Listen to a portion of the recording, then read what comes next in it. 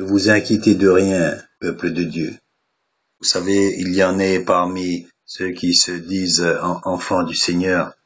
J'espère que ce sont des choses provisoires qu'ils font parce que ils s'imaginent qu'à force de connaissances et justement de faire part de cette connaissance, ils veulent en fait éblouir les gens par des soi-disant scoops bibliques, des choses que nous n'aurions pas vues ou alors sous un jour différent. Alors nous pouvons lire là exactement dans 2 Timothée chapitre 3, sache que dans les derniers jours, il y aura des temps difficiles, là, ça on le sait. Les hommes seront égoïstes, amis de l'argent, fanfarons, hautains, et ça on le sait déjà.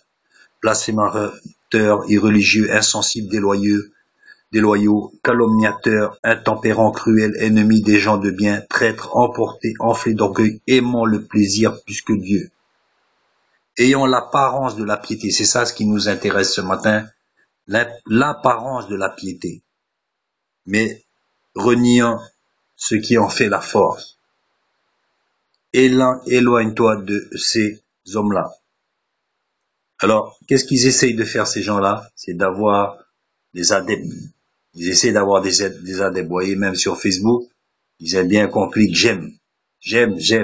Voilà, c'est la forme moderne de ces choses-là. Et ils s'introduisent dans les maisons, même par Internet, ils s'introduisent dans les maisons, hein, et qui captivent des femmes d'un esprit faible et borné. Vous voyez qu'ils ont beaucoup de femmes dans leur site là.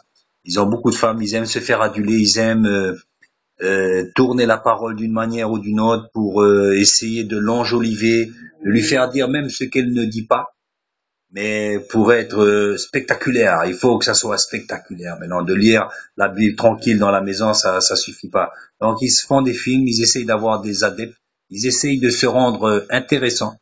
Voilà. Donc, de captiver des femmes d'un esprit faible et borné. Donc, faible et borné. Pour ne pas être faible déjà, vous savez, c'est comme le loup, hein. Il va attaquer toujours ceux qui sont derrière le troupeau, ils sont faibles, et il va les attaquer, il va les dévorer, hein. Donc, chargé de péché, agité par des passions de toute espèce. Il va magnifier ça, vous inquiétez pas. Il va leur dire oui, mais parce que voilà, t'as pas lu la Bible comme ça, parce que il va essayer de les attirer à lui. Pour ensuite, quoi? Mais pour ensuite, la nature a horreur du vide, pour ensuite lui donner d'autres enseignements. Et c'est peut-être à cause de ça que tu fais ça, parce que voilà, tes bergers n'étaient pas vraiment à la hauteur. Sinon, il va leur dire carrément plus subtil encore. Non, ils sont bien, mais voilà, il manque d'enseignement. On va compléter ça. Voilà, viens, je vais t'écouter. Écoute, je vais te donner des articles, des films que j'ai fait moi-même. Tu vas mieux comprendre. Et ainsi de suite, de fil en aiguille, ils vont attirer et dévorer ces âmes. Tout cru, hein. Donc, captive des femmes d'un esprit faible et borné, chargées de péché, agitées par des passions de toute espèce, apprenant toujours et ne pouvant jamais arriver à la connaissance de la vérité. Voilà un truc qui est intéressant. Apprenant toujours alors c'est ça. C'est des gens qui apprennent, ils vous lancent sur les sites des études bibliques, à n'en plus finir. Je vous dis qu'avec votre vie, vous aurez pas assez, hein. Je vous le dis carrément, avec votre vie, là, vous aurez passé des études bibliques, vous en recevez de toutes parts. Je vais vous montrer la meilleure étude biblique, là, c'est là. Voilà. Là.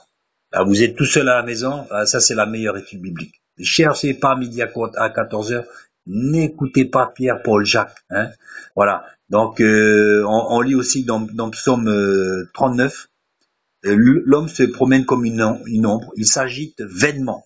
On voit le mot qui est fort pour moi, vainement. C'est vainement, tout ça c'est vain. Ils amassent et il ne sait qui recueillera. Voilà. Maintenant, Seigneur, que puis-je espérer? En toi est mon espérance. Voilà, ça revient toujours à ça. Vous voyez, en toi est mon espérance. C'est vraiment ça, hein. Vous savez, même dans le milieu chrétien, vous voyez, le mal ne cessera de croître. Dans Matthieu 24:12, le mal ne cessera de croître. Donc, comme c'est écrit aussi dans 2 Timothée 3:7, toujours en train d'apprendre sans jamais pouvoir arriver à la connaissance de la vérité. Et pour cause, ils rejettent le Christ, ils rejettent. Ils ne pourront pas avoir la connaissance de la vérité. Ils courent vainement. Il s'agit de vainement à la connaissance de la vérité. Et comment le pourraient-ils puisqu'ils rejettent celui par qui tout est possible? Celui qui a dit je suis la vérité, le chemin, la vie, c'est le Christ. Mais ils ne viennent pas au Christ. Ils viennent à des formules, ils viennent à des prédications de soi-disant tel ministère, de soi-disant tel évangéliste et tout cela.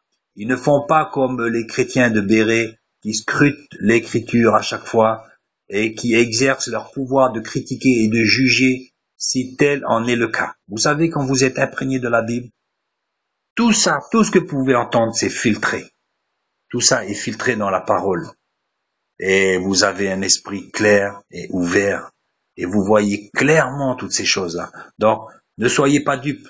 Même si vous n'allez pas dans une église quelconque, ce qui est une bonne chose de temps en temps, mais déjà, la première chose, c'est de se nourrir à la maison. Donc, bon courage, bon repas spirituel, nourrissez-vous chaque jour de cette parole. Ainsi, vous deviendrez solide et non plus emporté à tout vent de doctrine. Parce que vous savez, un jour, il y en a qui pensent ça, l'autre jour c'est ça, oui, mais voilà, mais l'autre il a dit ça. Non. Sola scriptura, comme disaient les anciens. Il n'y a qu'une écriture.